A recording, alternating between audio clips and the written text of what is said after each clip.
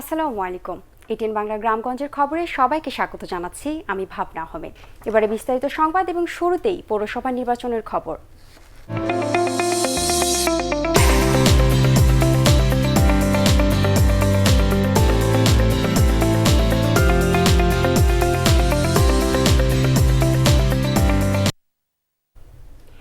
প্রথম দফায় ২৪টি পৌরসভায় শান্তিপূর্ণভাবে ভোট গ্রহণ শেষে চলছে গণনা। এসব পৌরসভায় ভোটার ৬,২৪,৮০৭ জন। আওয়ামী লীগ ও বিএনপি সহ অন্যান্য রাজনৈতিক দল এই নির্বাচনে স্বতঃস্ফূর্তভাবে অংশ নেয়। মেয়র পদে দলীয় প্রতীকে নির্বাচন হলেও কাউন্সিলর পদে নিজেদের পছন্দের প্রতীক ব্যবহার করেছেন প্রার্থীরা। ভোট সুস্থ করতে তৎপর ছিল পুলিশ, র্যাব সহ আইন শৃঙ্খলা বাহিনীর সদস্যরা।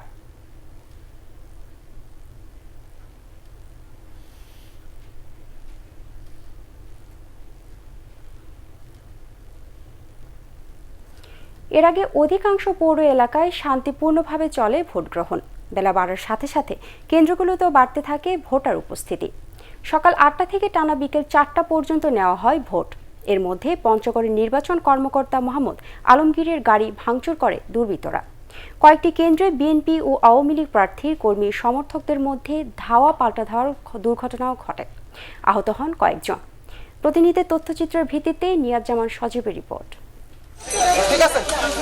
প্রথম দফায় ২৪ পৌরসভার অধিকাংশ স্থানে শান্তিপূর্ণভাবে পৌর নির্বাচন অনুষ্ঠিত হলেও পঞ্চগড়ের জেলা নির্বাচন কর্মকর্তা মোহাম্মদ আলমগীরের গাড়ি ভাঙচুর করে দুর্বৃত্তরা। কয়েকটি কেন্দ্রে বিএনপি ও আওয়ামী লীগ প্রার্থীর সমর্থকদের মধ্যে ধাওয়া পাল্টা দেওয়ার ঘটনা ঘটে। আহত হন কয়েকজন। কিছু উচ্ছৃঙ্খল গাড়িতে আক্রমণ করে। আমি উদ্বোধন কর্তৃপক্ষকে জানিয়েছি, আমি ডিসি স্যারকে জানাইলাম, এখন পরবর্তীতে এটা ব্যবস্থাপনা করা হবে। চট্টগ্রামের সীতাকুণ্ডে হাতাহাতির ঘটনা ঘটে কাউন্সিলর প্রার্থীর সমর্থকদের মধ্যে। এ সময় ককটেল বিস্ফোরণ ও একটি কেন্দ্রে ইভিএম মেশিন ভাঙচুরের ঘটনা ঘটে। অনিয়মের অভিযোগ তোলেন সিরাজগঞ্জের শাহজাদপুর সহ কয়েকটি পৌরসভার বিএনপির প্রার্থীরা। সকাল থেকে আমরা সমস্ত কেন্দ্রে এজেন্ট দিচ্ছি, কিন্তু অনেকগুলো কেন্দ্রে আমাদের ঢুকতেই দেয়নি, এজেন্টদের ঢুকতেও দেয়নি এবং অনেক এজেন্টদের মারধর করেছে, বের করে দিয়েছে। এর বিপরীতে অনেক স্থানে ভোটার উপস্থিতি ছিল চোখে পড়ার মতো। নজর কাড়ে ভোটের উৎসব মুখরতা। কুষ্টিয়ার খোকসা ও পটুয়াখালীর কুয়াকাটা সহ কোথাও কোথাও নারী ভোটারদের উপস্থিতি ছিল বেশি, তবে অনেক কেন্দ্রে দেখা যায়নি বিএনপি প্রার্থীর এজেন্টদের। অন্যদিকে প্রথমবার ইভিএমে ভোট দিতে পেরে খুশি ভোটাররা। আগে দিন ভাবছিলাম ইভিএম ভোট খুব সমস্যা হবে, কিন্তু এখন দেখা যায় ইভিএম ভোট সমস্যা কোনো সমস্যা নেই। এই আঙ্গুল দিয়ে ছাপা যাচ্ছে, আমার তো আইনি কিছু নীতি নেই, এবার ছাপা দিস দুই আমার হয়েছে। প্রথম ইভিএম ভোট কুয়াকাটায় ভালোই লাগলো, আর পরিবেশ খুব সুন্দর, ভোটদান প্রক্রিয়া খুবই সহজ। এছাড়া ঢাকার ধামরাই, বরিশালের উজিরপুর ও বাকেরগঞ্জ, ঠাকুরগাঁয়ের পীরগঞ্জ, রাজশাহীর কাটাখালী ও পুঠিয়া, মানিকগঞ্জ, খুলনার চালনা, চুয়াডাঙ্গা, হবিগঞ্জের শায়েস্তাগঞ্জ, মৌলভীবাজারের বড়লেখা, সুনামগঞ্জের দিরাই ও নেত্রকোনার মদন পৌরসভায় ভোট অনুষ্ঠিত হয় মোটামুটি শান্তিপূর্ণভাবে। ২৪ পৌরসভায় ভোটার ৬,২৪,৮০৭ জন। নির্বাচন হয় মেয়র পদে দলীয় আর কাউন্সিলর পদে সাধারণ প্রতীকে। আওয়ামী লীগ ও বিএনপি সহ অন্যান্য রাজনৈতিক দলও এতে অংশ নেয়। ভোট সুষ্ঠু করতে তৎপর ছিল পুলিশ, র্যাব সহ আইন শৃঙ্খলা বাহিনীর সদস্যরা। নিয়াজ-জামান সজীব, এটিএন বাংলা। অন্যান্য নির্বাচনের মতো পৌরসভাতেও ভোট ডাকাতি নির্বাচন হচ্ছে বলে অভিযোগ করেছেন বিএনপি। দলের নয়াপল্টন কেন্দ্রীয় কার্যালয়ে সংবাদ সম্মেলনে সিনিয়র যুগ্ম মহাসচিব রুহুল কবির রেজভী এই অভিযোগ করেন। তিনি বলেন, প্রশাসনের সহায়তায় ক্ষমতাসীন দলের সমর্থকরা ভোট কেন্দ্র দখল করে। এ সময় চালের দাম বৃদ্ধি নিয়ে কৃষিমন্ত্রীর মন্তব্যেরও সমালোচনা করেন রিজভী। দেশব্যাপী ২৪টি পৌরসভায় নির্বাচন অনুষ্ঠিত হচ্ছে। এই নির্বাচনগুলো আগের অবস্থার মতোই রক্তপাত ও ডাকাতির নির্বাচন। পৌর নির্বাচনে আজ সকাল থেকে শুরু হওয়ার পর থেকেই আওয়ামী সন্ত্রাসীরা ধানের শীষের এজেন্টদেরকে বের করে দিয়ে ভোট কেন্দ্রগুলো দখল করে নিয়েছে। যুক্তরাজ্য ফেরত যাত্রীদের ১৪ দিনের বাধ্যতামূলক প্রাতিষ্ঠানিক কোয়ারেন্টাইনে থাকার নির্দেশ দিয়েছেন প্রধানমন্ত্রী শেখ হাসিনা। মন্ত্রিসভার বৈঠক শেষে ব্রিফিংয়ে এ কথা মন্ত্রিপরিষদ সচিব খন্দকার আনোয়ারুল ইসলাম। এছাড়া হজ ও ওমরা ব্যবস্থাপনা আইন ২০২০-এর খসড়ার নীতিগত অনুমোদন দিয়েছে মন্ত্রিসভা। নতুন আইনে অনিয়মের জন্য হজ এজেন্সির নিবন্ধন বাতিল এবং ৫০ লাখ টাকা জরিমানার বিধান রাখা হয়েছে। বিস্তারিত জানাচ্ছেন শফিকুল ইসলাম শামীম। নতুন করোনা ভাইরাসের সংক্রমণ ঠেকাতে যুক্তরাজ্য থেকে কেউ দেশে ফিরলেই তাকে বাধ্যতামূলক 14 দিনের প্রাতিষ্ঠানিক কোয়ারেন্টাইনে থাকতে হবে।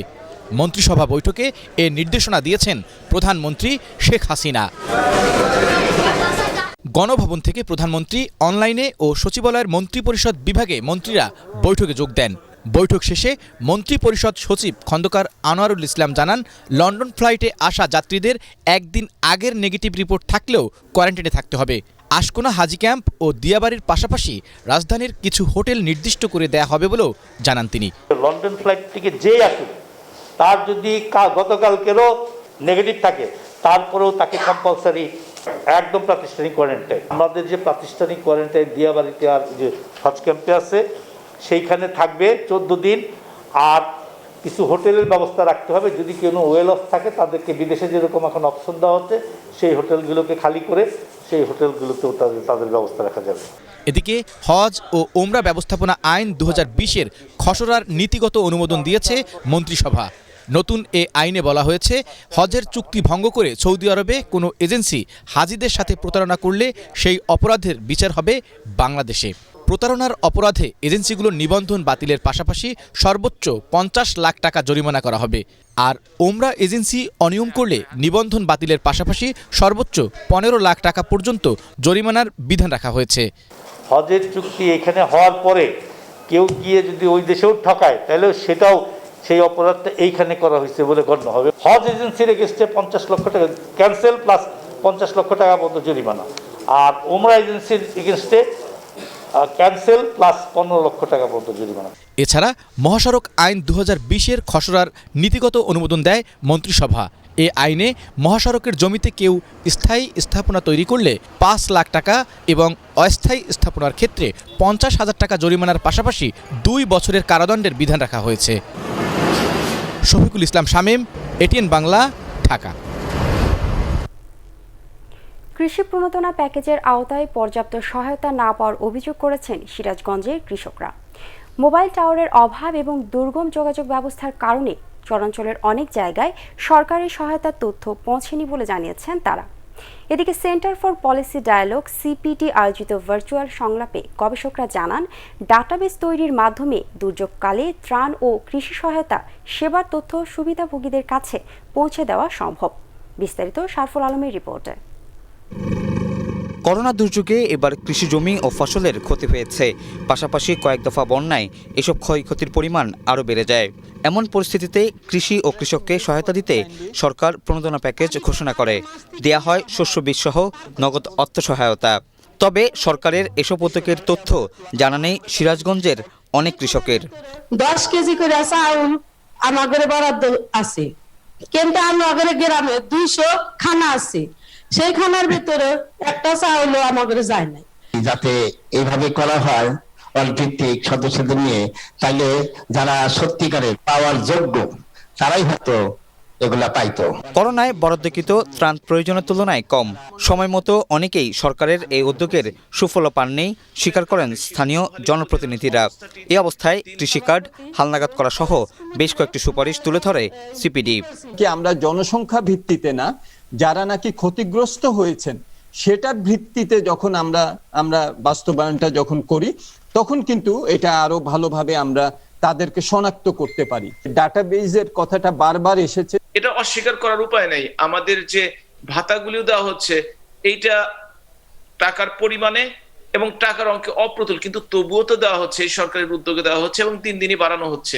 সরকার এবং এনজিও যারা আছেন তারা মিলে একটি কোনো ফ্রেমওয়ার্ক বের করতে পারেন কিনা, যাতে এই যারা হয়তো চরাঞ্চলের কৃষক বা যারা ভূমিহীন কৃষক অন্যের জমিতে হয়তো বর্গা নিয়ে চাষাবাদ করছেন বা কিছু, তাদেরকে আমরা কিভাবে এই ঋণ সুবিধাটি দিতে পারি।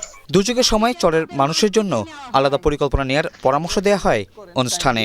আপনাদের প্রতি আবেদন করছি, শারফুল আলম, এটিএন বাংলা, ঢাকা। দেশে করোনা ভাইরাসে আক্রান্ত হয়ে গত 24 ঘন্টায় আরও 27 জন মারা গেছে।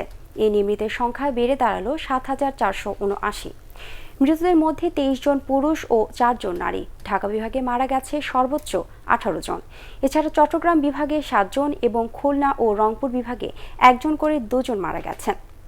এক সংবাদ বিজ্ঞপ্তিতে স্বাস্থ্য অধিদপ্তর আরও জানায় ২৪ ঘন্টায় ১২,৬১৭টি নমুনা পরীক্ষায় ৯৩২ জনের করোনা শনাক্ত হয়েছে। শনাক্তের হার ৭.৩৯%। মোট আক্রান্তের সংখ্যা ৫,১০,০৮০। গত ২৪ ঘন্টায় সুস্থ হয়েছেন ১,৩৫৭ জন। এ নিয়ে মোট সুস্থ হলেন ৪,৫৩,৩১৮ জন। দ্বিতীয় দফায় আগামীকাল স্বেচ্ছায় ভাসানচরে যাচ্ছে প্রায় ১৫০০ রোহিঙ্গা শরণার্থী। দুপুরে উখিয়া ডিগ্রি কলেজ মাঠ থেকে অন্তত ৩০টি বাসে তারা রওনা হয় চট্টগ্রামের উদ্দেশ্যে। আগামীকাল বাংলাদেশ নৌবাহিনীর জাহাজে তাদের সেখানে থেকে ভাসানচরে নেওয়া হবে। এর আগে গত ৪ ডিসেম্বর টেকনাফ ও উখিয়ার ১২ লাখ রোহিঙ্গা শরণার্থীর মধ্যে ১,৬৪২ জনকে ভাসানচরে নেওয়া হয়।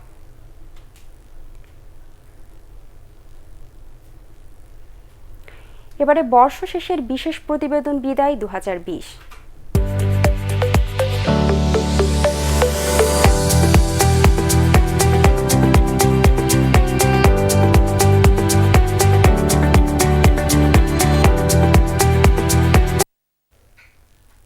রপ্তানি আয় প্রবৃদ্ধি, বৈদেশিক মুদ্রার রিজার্ভে একের পর এক রেকর্ড, চাঙ্গা পুঁজিবাজার এবং মাথাপিছু গড় আয়ে ভারতকে ছাড়িয়ে যাওয়ার ইঙ্গিত মোটা দাগে ২০২০ সালে বাংলাদেশের অর্থনীতির জন্য সুখবর।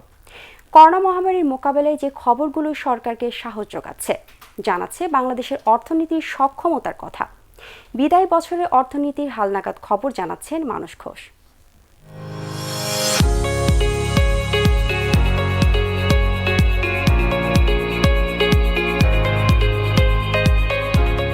বছর শেষ হওয়ার মাত্র ২ সপ্তাহ আগেই এলো সুখবর।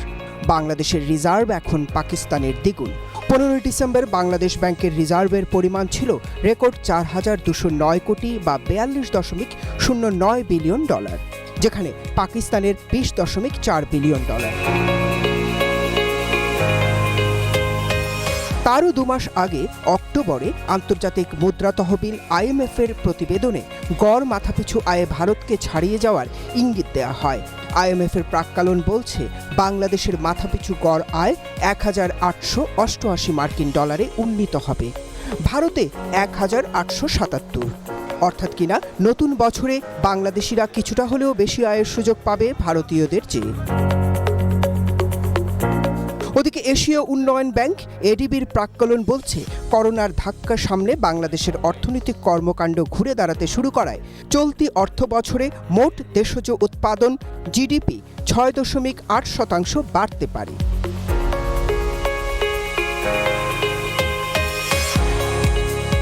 স্বস্তির খবর আছে রপ্তানি আয়েও। মহামারীর শুরুর দিকে তলানিতে নেমে যাওয়া রপ্তানি আয়, বিশেষ করে পোশাক খাতের ঘুরে দাঁড়ানোয় মনোবল পাচ্ছে বাংলাদেশ। রপ্তানি উন্নয়ন ব্যুরো EPBর ডিসেম্বরের আয়ের হালনাগাদ তথ্য বলছে নভেম্বর মাসে ৩০৭ কোটি ৮৯ লাখ ডলারের পণ্য রপ্তানি করেছে বাংলাদেশ। এই অঙ্ক গত বছরের নভেম্বরের চেয়ে 0.76% বেশি। সব মিলিয়ে চলতি ২০২০-২১ অর্থ বছরের প্রথম ৫ মাসে গত বছরের একই সময়ের চেয়ে প্রবৃদ্ধি হয়েছে প্রায় ১% বেশি। বলা হচ্ছে কোভিড-১৯ মহামারী মোকাবেলায় সরকার ১.৫ লাখ কোটি টাকার যে প্রণোদনা প্যাকেজ ঘোষণা করেছিল, সেগুলোর বাস্তবায়নে গতি আসায় সচল রয়েছে অর্থনীতির চাকা। করোনা ভাইরাসে দেখা গেছে যে আমাদের সকলেই খুব আন্তরিকতার সাথে কাজ করেছে। দীর্ঘদিন পর বাংলাদেশের পুঁজিবাজারও চলছে ফুরফুরে মেজাজে। মূল্যসূচকের পাশাপাশি লেনদেনেও এখন চাঙা ভাব। শুধু তাই নয়, বৈদেশিক লেনদেনের চলতি হিসাব ভারসাম্যে বড় উদ্বৃত্ত ধরে রেখেছে বাংলাদেশ। তলানিতে নেমে আসার পরও ঘুরে দাঁড়াতে শুরু করেছে দেশের বিনিয়োগ বৃদ্ধির অন্যতম প্রধান নিয়ামক বেসরকারি খাতে ঋণ প্রবাহের প্রবৃদ্ধি। মানুষের আয় উপার্জন কমে গেলেও সঞ্চয়পত্র বিক্রি বাড়ছে লাফিয়ে লাফিয়ে। কয়েক দফা প্রাকৃতিক দুর্যোগের পরও পিছিয়ে নেই কৃষি। আমনে বাম্পার ফলন নতুন করে স্বপ্ন দেখাচ্ছে, ইঙ্গিত দিচ্ছে বাংলাদেশের অর্থনীতির ঘুরে দাঁড়াবার। মানস ঘোষ, ATN বাংলা, ঢাকা। এবারে অন্যান্য প্রসঙ্গ। পার্বত্য চট্টগ্রাম নিয়ে এখনও ষড়যন্ত্র চলছে বলে মন্তব্য করেছেন তথ্যমন্ত্রী ডক্টর হাসান মাহমুদ। এসব ষড়যন্ত্রকারীরা সফল হবে না বলেও জানান তিনি। রাঙামাটির সাজেকে বঙ্গবন্ধু ডে মাউন্টেন বাইক প্রতিযোগিতা উদ্বোধনের আগে তথ্যমন্ত্রী এসব কথা বলেন। বঙ্গবন্ধুর শতবার্ষিকী উদযাপন উপলক্ষে এই প্রতিযোগিতার আয়োজন করে পার্বত্য চট্টগ্রাম উন্নয়ন বোর্ড। এতে প্রথম দিন সাজেক থেকে খাগড়াছড়ি হয়ে রাঙামাটি এবং পরদিন সেখান থেকে বান্দরবান থানসি উচ্চ বিদ্যালয় মাঠে গিয়ে প্রতিযোগিতা শেষ করবেন সাইক্লিস্টরা।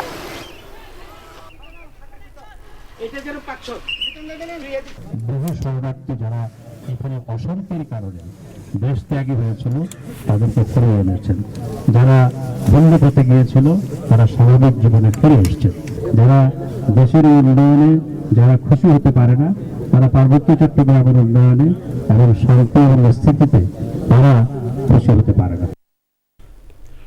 বাগেরহাট সহস্রাধিক শীতার্থ মানুষের মাঝে কম্বল বিতরণ করা হয়েছে। ওয়ার্ড কাউন্সিলর ও জেলা যুবলীগের যুব আহ্বায়ক ফারুক তালুকদারের উদ্যোগে খারদার সরকারি প্রাথমিক বিদ্যালয়ের মাঠে এসব বিতরণ করা হয়। আওয়ামী লীগ ও যুবলীগ নেতাসহ স্থানীয় গণ্যমান্য ব্যক্তিরা এ সময় উপস্থিত ছিলেন।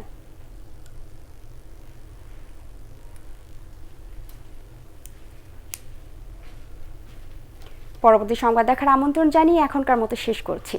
করোনা ভাইরাস থেকে নিজেকে সুরক্ষিত রাখতে মাস্ক পরুন এবং বারবার হাত পরিষ্কার করুন। এছাড়া এটিএন বাংলা সংবাদ ইউটিউবে দেখতে ব্রাউজ করুন youtube/ATN বাংলা নিউজ। ধন্যবাদ সবাইকে।